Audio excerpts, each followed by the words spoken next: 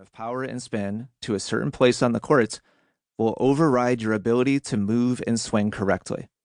To make matters worse, your urge to create a certain result causes something else: bodily tension. Muscles become tight, and your heartbeat quickens as you attempt to exert control. This is subconscious, a remnant of the caveman version of you who relied on fight or flight reactions to cope with imminent danger. Flexed muscles and a quickened heart rate are great if you're trying to flee a tiger. They're less helpful, however, for hitting a backhand. But no ball isn't just a metaphor for training.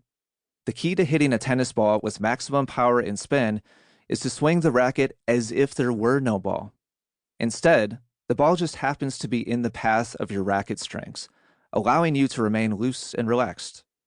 Over the course of these 38 chapters and the supporting content online, you'll learn how getting better at tennis actually happens. I'll also teach you how to easily implement what you learn and integrate it into better play on courts. You'll hit stronger shots, make fewer errors, and beat players who are currently beating you. The end result is that you will become a better player. This book is every bit as much for coaches as for players.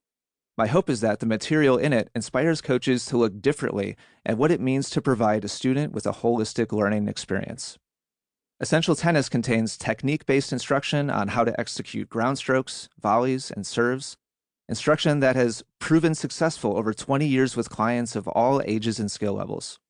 The book is about the improvement journey itself, including the progressions, drills, and mindsets you should incorporate into your training in order to play to your highest potential.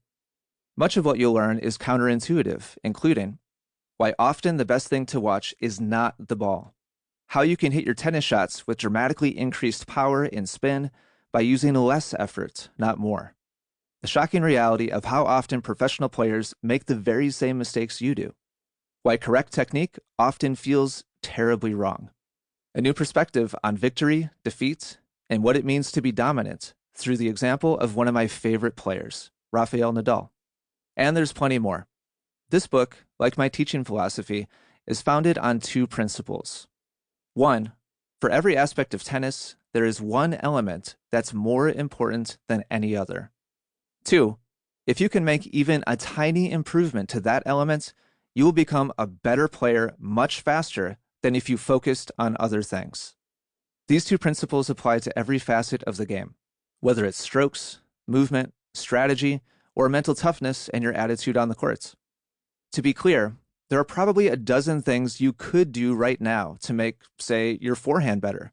But what I'm saying is that there's one element that, if you improve it, will lead to the greatest impact in the shortest amount of time. I've dedicated the last 30 years of my life to pinpointing these essential elements so that my students can experience big improvements quickly. A perfect example is a recent YouTube video I posted called Aim Here for Easy Winners.